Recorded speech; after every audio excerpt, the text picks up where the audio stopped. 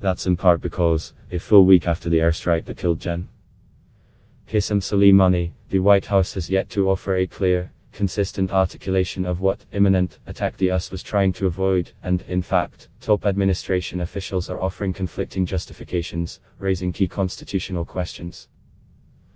While Republicans have largely fallen in line on the question of whether Trump should be allowed to pressure a foreign country, Ukraine, to undermine his political rival, they are exerting a few flashes of independence from the White House when it comes to attacking Iran. The president has made specific allegations about the necessity of killing Soleimani. His top aides have remained much more oblique, making it seem as if they are trying to cloud the record without contradicting their boss. Of course, ignoring Congress and fighting over policy and funding with lawmakers has been a constant of Trump's presidency, even during his first 2 years, when Republicans controlled both the House and the Senate. Those fights intensified when Democrats took control of the House a year ago, leading to a record-setting government shutdown in early 2019. Then, when Trump blew off questions about his pressure on Ukraine to investigate his political rivals and tried to squash a congressional investigation, House Democrats impeached him for it. Trump's decision to kill an Iranian general and tempt war without consulting Congress was of a different order, and created a national security crisis that puts American lives at risk. And Congress, like the public, has been kept in the dark on some of the most important intelligence. It's an important question because, if there was no imminent threat of danger to Americans, the killing veers from anti-terror operation to political assassination. The Constitution, which gives Congress the power to declare war, did not envision that sort of power. Here's what the administration has said so far and why it matters. Embassies targeted expanding on an already broad list of justifications for the killing, Trump said at a rally with supporters in Ohio on Thursday that Soleimani had been plotting to blow up the US embassy in Iraq, along with other diplomatic locations. Soleimani was actively planning new attacks, and he was looking very seriously at our embassies, and not just the embassy in Baghdad, Trump said, adding, "But we stopped him, and we stopped him quickly, and we stopped him cold." He added in a Fox News interview on Friday that 4 embassies had been targeted. But Trump is the only US official to make that specific allegation in that way. Others, including Secretary of State Mike Pompeo and Chairman of the Joint Chiefs Mark Milley, have been much more vague, promising they had the goods to justify imminent threat, but failing to say publicly what the intelligence was. Lawmakers, however, said there was no mention of embassy targeting in their briefings this week. I listened very carefully. I definitely would have known if anyone said that. That is news to me, Democratic Sen. Tim Kaine of Virginia told CNN's Ted Barrett.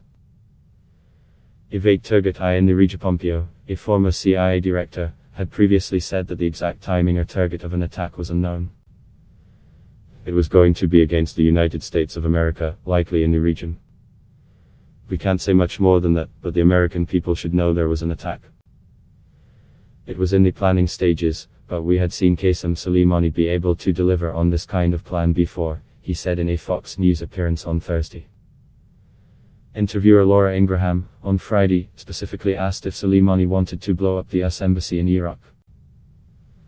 Pompeo didn't say yes, but mentioned previous protests that jeopardized the US embassy. It was his forces that penetrated our embassy just a handful of days before that, Kataib Hezbollah warriors orchestrated and directed by Qasem Soleimani himself. I don't think there's any doubt that Soleimani had intentions not only to take action against our forces, our diplomats in Iraq, but in other countries around the region and world as well. Later Friday, Pompeo was pressed about the discrepancies. The White House briefing room exchange, in which he maintains the imminent language and insists on the lack of specificity, is key. Here's how it reads. Q, can you clarify? Did you have specific information about an imminent threat, and did it have anything to do with our embassies? Pompeo, we had specific information on an imminent threat, and those threats included attacks on US embassies. Period. Full stop. Q, so you were mistaken when you said you didn't know precisely when and you didn't know precisely where? Pompeo, nope. Completely true. Those are completely consistent thoughts. I don't know exactly which minute. We don't know exactly which day it would have been executed. But it was very clear Qasem Soleimani himself was plotting a broad, large-scale attack against American interests. And those attacks were imminent. Q. Against an embassy.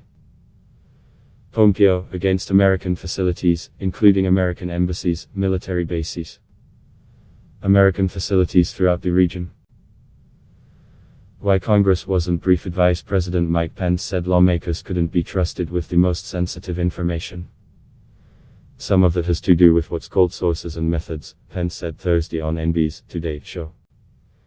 Some of the most compelling evidence that Qasem Soleimani was preparing an imminent attack against American forces and American personnel also represents some of the most sensitive intelligence that we have. It could compromise those sources and methods. Except that's not generally the way it's supposed to work. Congress is supposed to be in the loop. And not every member of Congress. Rather, just 8 lawmakers, the so-called Gang of 8, representing the top 2 lawmakers from each party in the House and Senate and 4 top leaders from the intelligence committees. The Trump administration has ignored this bipartisan notification with previous operations, too. But the larger question for Congress is focused on the future, particularly if the situation re-escalates. The last time Congress authorized the use of military force was in 2003. When it voted to let President George W. Bush invade Iraq. Actions against terror groups are conducted under the 2001 vote taken after the 9/11 terror attacks. Democrats, along with a few Republicans, voted in the House to restrict Trump's ability to act against Iran. Certainly there are competing interests, justifying the killing of an individual by the US government versus protecting methods and sources of intelligence gathering. But Democratic Sen. Bob Menendez of New Jersey said he had attended the intelligence briefing for senators and left without any clarity.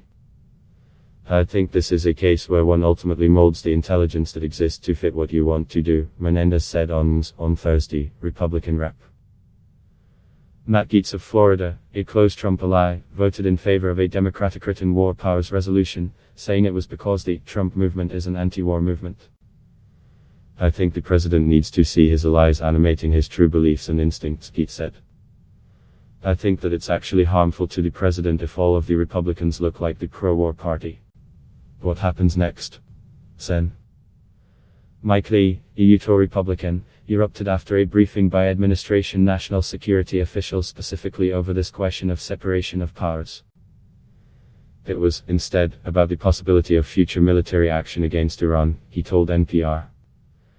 And it was on the topic that they refused to make any commitment about when, whether and under what circumstances it would be necessary for the president, or the executive branch of government, to come to Congress seeking authorization for the use of military force.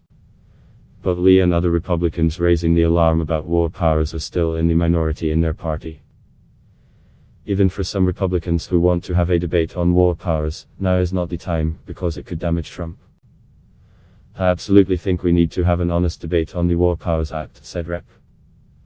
Austin Scott, a Georgia Republican.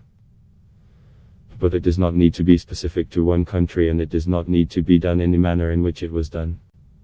He said the debate should occur when it's not seen as an attack against the president.